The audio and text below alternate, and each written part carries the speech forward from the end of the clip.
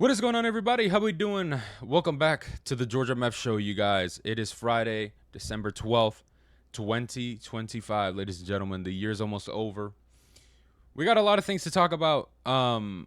Little bit very disappointed with one of the things we're going to talk about that is involving Pete Alonso.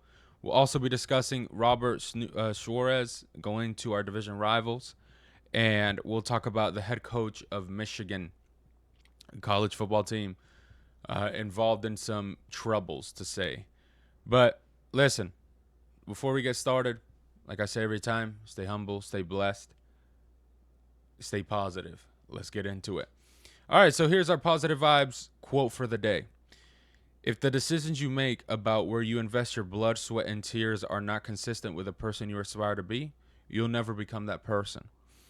That is from Clayton M. Christine, or Krishani. If I mispronounced that name, that's my apologies. So what is this person talking about with this quote? If you're trying to become the best, but you're not willing to put in the time, you're not willing to show up early, you're not willing to stay overtime, you're not willing to do things out of the ordinary that other people aren't willing to do, you're not willing to take risk, you'll never become the person that you want to be. You'll never become the best. That's just the key bottom line. So what they're saying is, and that to put it simple is, if you want to be the best, let's say you want to be the best player in baseball, but you're not willing to show up 5 hours before the game starts, or stay after the game because you had an 0-5 slump, and stay in the batting cage and practice on your swing so you get a hit the next day. If you're not willing to do things that other people aren't willing to do, you will never become the best. Because in order to become the best, you have to do things that other people don't want to do. You got to take risks that other people won't do. Because that's how you become the best. Very simple. Love that quote. Very investing, very smart, very motivating. Let's get started. So, Pete Alonso, you guys, has signed a 5-year, $155 million contract with the Baltimore Orioles. It was reported 2 days ago, I believe, or a day ago, that he was signed with the Orioles. Today, actually, they plan to do the news conference introducing Alonso. So this contract is 5 years, $155 million, including bonuses, and then no trade provision. So he's going to be locked down there. There's no opt-outs, none of that. He'll be with the Orioles for 5 years straight up, unless I guess they decide to trade him. Obviously, the impact gives Baltimore a big power bat in the middle of their lineup as they aim to compete in the NL East. Obviously, Oriole fans are very happy. Look, and that's a very great signing for you guys, the Orioles. Replacing Ryan Mountcastle with Pete. Great addition. Think about it. He had pretty good season last year. Had 272 batting average with 38 home runs, 126 RBIs, slugging 524, OPS of 871, and an OPS plus of 144. Had a WAR total of 3.4. So, listen, this is a 5-time All-Star, Silver Slugger, Rookie of the Year, 2-time home run champion. This is a guy that, can knock in more than 50 home runs if he wants to every season. Great addition. You got him for 5 years locked down. You'll have him till the age of 37. Great addition to that lineup with, every Gunnar Henderson, all those young cats. Makes it very, how could I put it? Very, more of a competition, to say the least, with, having him in that lineup now. Listen, and they want to win, obviously. They obviously want to win. You got Adley Rutschman. You got Jackson Holiday. You got, many players. You want to become the best, win that division, because you already got, let's say, Toronto, who's being a competition, want to go back to the World Series. So you got to fight. They've obviously the Orioles are obviously showing that. They've been in the mix of things. Also, I believe they're in the mix with Framil Valdez. Look, overall for Baltimore, this is a great addition. At first base, he is a bit flimsy, but hey, for a first baseman, he's good. He's going to produce you very good numbers. Like I said, it's not that often that you get somebody that produces, that power that he has. Great addition. Awesome pick for you guys. Way to go. Now, switching to the other side. the team that let him go, the New York Mets. David Stearns, what the hell are we doing, Mo? I want you to tell me, what are we doing? What is your vision for this team? Because I'm personally trying to figure out, how are we getting better? That's like the biggest question that I have for myself right now as a fan, looking outside, looking in. How are we getting better? How are we getting better? You trade Brandon Nimmo for a 35-year-old second baseman that barely could hit. You let Diaz walk to the Dodgers for $3 million. Now you let Pete Alonso go to the Baltimore Orioles, when he literally came back to you and asked you if you were going to offer, and you said no, and you let him walk. How are we going to get better?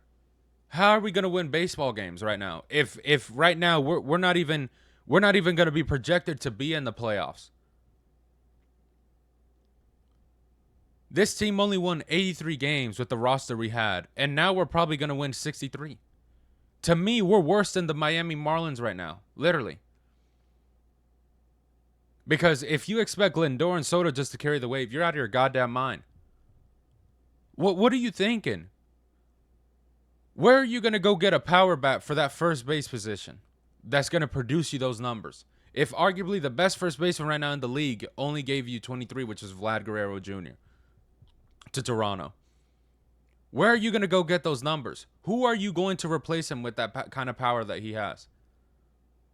What, are you going to go get Cody Bellinger? Cody Bellinger is not going to be even nowhere near the power that Pete Alonso had. Who are you going to go get that's going to produce you those type of power numbers? You need people that are going to hit the ball. But you're focused on other shit. What, like, I'm just trying to figure out, what the hell are we doing?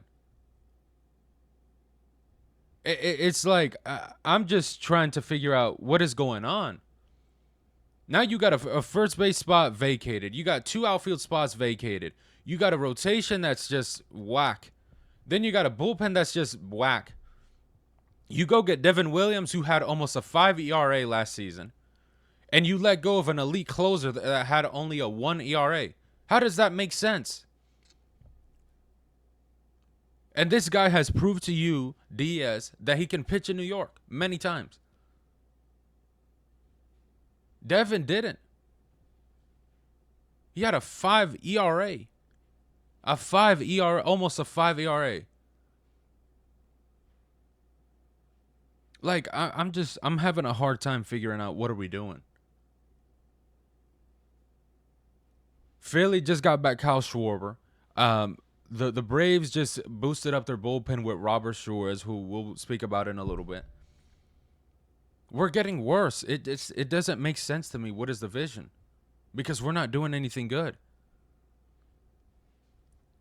We let go of a guy that, like I said earlier, hit 38 home runs, had 126 RBIs, had an OPS of 871 with an OPS plus of 144. What are we doing? Like, that's what I'm trying to ask myself. What are we doing as a team? So then, Steve, you asked fans to go to the stadium because, you know, you're spending money, have them spend money back and all that so you can make it. They did that. They did that. They set a record for Citi Field, most attendance. And look at what you guys are doing. How are you going to convince fans to go to the field when this is how you got a roster now? You let go of a fan favorite who you guys knew was a favorite. Homegrown, has come up from the minor league system. And you let him walk. When he could have been an all-time Met and been one of the best all-time Mets of all time. But you chose not to. And then it's like, I hear folks, like, people need to hold on, that David Stearns is going to put out a good team and all of that. Don't come at that bullshit. Don't come with that bullshit. David Stearns hasn't really done anything. We all know he didn't really want to give Juan Soto that kind of contract. It was Steve Cohen. But David Stearns hasn't done anything here. Hasn't done a single thing here yet. So it's just like, I don't know the way he's trying to operate, but this is trash. This is garbage. This team hasn't gotten better. You can't say this team's improved. Literally. So let's pivot to the plans that have been reported that the Mets have now with first base that Pete's gone. So according to a rival NL scout, the Mets recognize that their clubhouse is in need of a culture shift following last season's show collapse. The expectation is that the team will float Jeff McNeil on the trade market and let Pete Alonso walk in free agency unless he makes a friendly team deal, which obviously that wasn't. So their plans involve now. So here's one of the things I've heard. They're planning on signing Paul Goldschmidt to be the Pete Alonso replacement and have Jeff McNeil, or have him bounce around with Jeff McNeil. And they've also checked in with the Cardinals with Wilson Contreras. Are you shitting me? Like, I'm no way they are dead ass. Are you shitting me? You want to go get a 38-year-old Paul Goldschmidt who had 10 home runs, 45 RBIs, and an OPS of 104, or 731, and an OPS plus of 104. You're telling me you want to go out and get an old guy who's just needing to put up the boots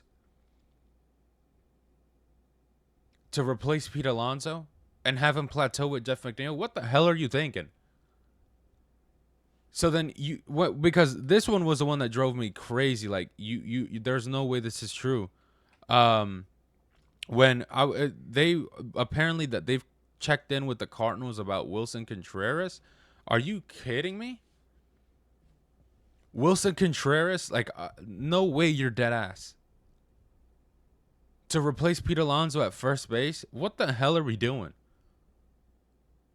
Literally, that's why I keep saying, what is the plans for this team? You're planning to go either get Wilson Contreras or Paul Goldschmidt to replace Pete Alonso at first? How are you going to improve this team? How does that make it any better? You're making it worse. Like, that's what I'm trying to ask. How are you going to make it better? And then Wilson Contreras didn't help their clubhouse. If anything, he was probably a virus there. Paul's a different story, probably clubhouse-wise, but you're not improving in that position. You're getting worse. Like, that doesn't make sense to me. What are the goddamn plans for this team? What are the plans? Because it's like, I also saw that thing of like, oh, for Steve Cohen right now, it's more important that Metropolitan Casino bullshit than the team. No. Because if the team's dog shit, nobody's going to go. So that Metropolitan shit is not going to be shit. Because nobody's going to want to go to the park. Because the team's ass. He invested in the team. Mr. Steve Cohen said 5 or 6 years ago, I don't know how long it was ago, if I don't bring this team a championship in 5 years, it's a failure. We haven't seen shit. And instead of trying to improve and spend money and get better, we're not doing nothing. We're getting worse. When we had opportunities to get better, you needed a DH. You had a good-ass DH out there. You had a first baseman that was producing numbers. You let him walk when you needed a first baseman. Mark Vientos is not a first baseman. You want to put Brett Beatty at third. Okay. What is Brett Beatty going to produce you? 10 home runs? 50 RBIs maybe at most? Like, that doesn't make sense to me at all. And then you let go of an elite closer that's probably probably top 3 best closers in the game right now. You let him walk to a team that you need to beat in order to get to the big one, to win the championship, to win the trophy that you said you wanted to bring in 5 years, to the team. So how are you going to get better if you're just getting worse? You got reporters literally saying the same shit. This team only won 83 games with the roster it had. Now it's only going to win probably 73, maybe less. And we're probably going to finish in third or fourth place. Because to me right now, the Phillies and Braves 1,000,000,000% are better than us, with no question. Healthy, fully healthy, that team, both of them are still better than us. We have 3 vacated spots on the lineup. And then we have a rotation that is full of injuries and full of what ifs. And then we have a bullpen that is just one motherfucker who we just signed who had almost a 5 ERA with the Yankees. What are we doing? This doesn't make sense. And then the pieces that we want to pivot to aren't adding up. You want to plateau between Paul Goldschmidt and Jeff McNeil at first? What the hell is that? What in the blue hell is that? Like, you got to be shitting me, man. Literally, you got to be shitting me, dude. We're literally getting worse as a team. Like, this is sad. We're getting worse. It's just embarrassing, man. You let go of Pete, a homegrown player, to the damn freaking Baltimore Orioles, man. Like, this is just ridiculous to me. Let's just move on, man, because this is crazy. Let's talk about our division rivals, who I just mentioned a couple minutes ago. The Atlanta Braves have signed Robert Suarez to a 3-year, $45 million contract, which would obviously be about this upcoming year, $13 million in 2026, $16 million in 2027 and 2028. He has an opt-out after the final years of his contract, or he opted out of his final years of his contract with the Padres to hit free agency. So, what does Suarez bring to the Braves? He led the National League with 40 saves in 2025 and was one of the league's top free agent relievers this offseason. Over his MLB career, he has posted up consistently strong numbers, including a career ERA of 2.91 and a high save total across recent saves. In Atlanta's bullpen, he's likely to either serve as a setup man, which is what he's going to be for the closer Rafael Iglesias, giving the Braves a deep high-end late inning relief crops.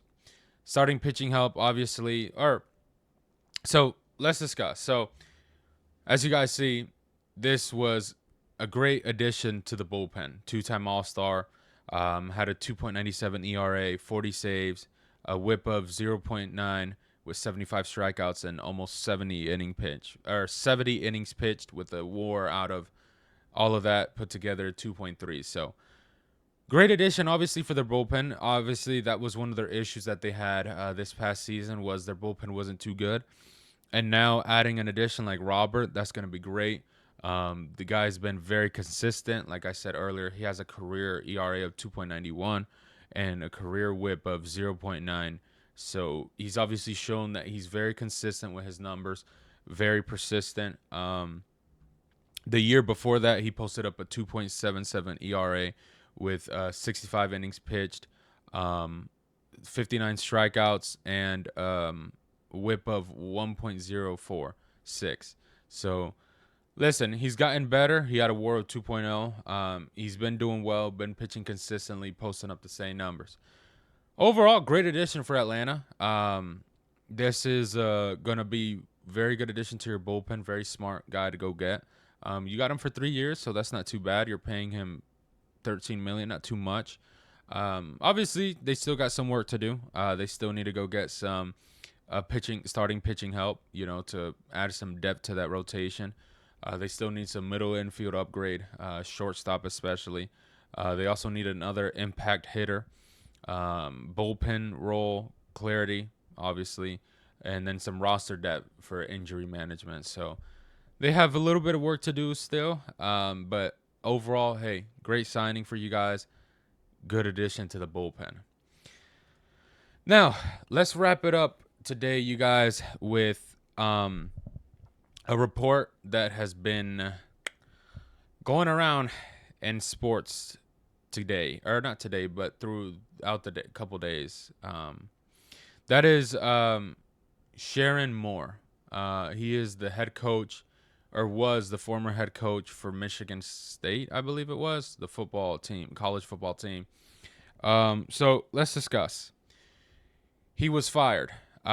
Michigan's athletic department conducted an internal investigation and determined that Moore engaged in inappropriate relationship with a staff member, which violates the university's policy. Because of this branch, he was terminated with cause, meaning the school does not owe him the remaining contract buyout. So Moore was basically fired because he was having inappropriate relationship with a staff member who, um, obviously, that goes against the school's policy. That's not something that you're allowed to do.